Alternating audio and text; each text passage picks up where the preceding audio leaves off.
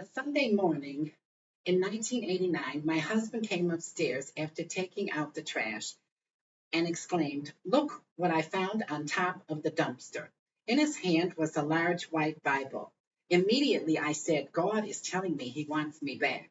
Consequently, I embarked on a crusade to find a home church. A year or so later, I read Hebrews chapter 4 and learned that the Sabbath is a day to cease from all labor and solely rest. I want to persuade you to enjoy the Sabbath as a day of solely resting.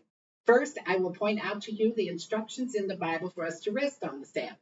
Second, I will tell you about the laws that most states here in the United States had legalizing Sunday as a day of solely resting.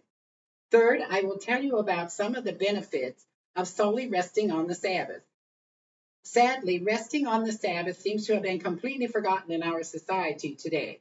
But the Bible does give us instructions to cease from all our labor and solely rest on the Sabbath. The Bible says in Hebrews 4, verse 9, a Sabbath rest still remains for the people of God.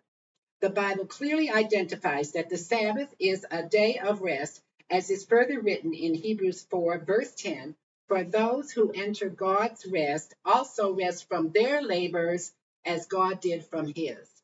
Then Hebrews 4, verse 11 instructs us, let us therefore make every effort to enter that rest. Now that I've told you about some of the Bible's instructions to cease from all labor and solely rest on the Sabbath, let me tell you about a time in American history when Sunday was legally a day of rest.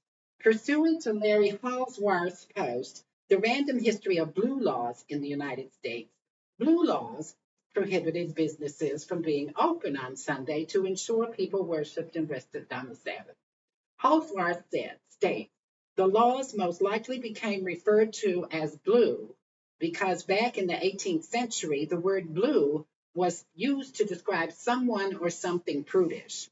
Further, Halsworth says, Puritan New England's many blue laws were directed almost solely towards behavior on the Sabbath, and nearly all the American colonies passed laws prohibiting commerce on Sunday. Pursuant to Stanford Law and Policy Reviews, The Obsolescence of Blue Laws in the 21st Century, Ira P. Robbins sums up what has happened to the blue laws and why most of you have probably never heard of them. Robbins states, for the last 2 millennia, blue laws have frustrated the public. In the 21st century, they have become so riddled with exceptions. They have been so sidestepped by technology, and they have been so very disregarded by society at large that their original purpose of encouraging church attendance and subsequent justification of providing a uniform day of rest is now null. Now that you've learned about the American blue laws, let me inform you of some benefits of ceasing from all labor and solely resting on the Sabbath. Skip Pritchard posted an interview on the internet he conducted with author Aaron Edelheit regarding his new book, The Hard Break, The Case for a 24/6 Lifestyle, wherein Edelheit asked, imagine having one day of vacation a week. Who doesn't want that?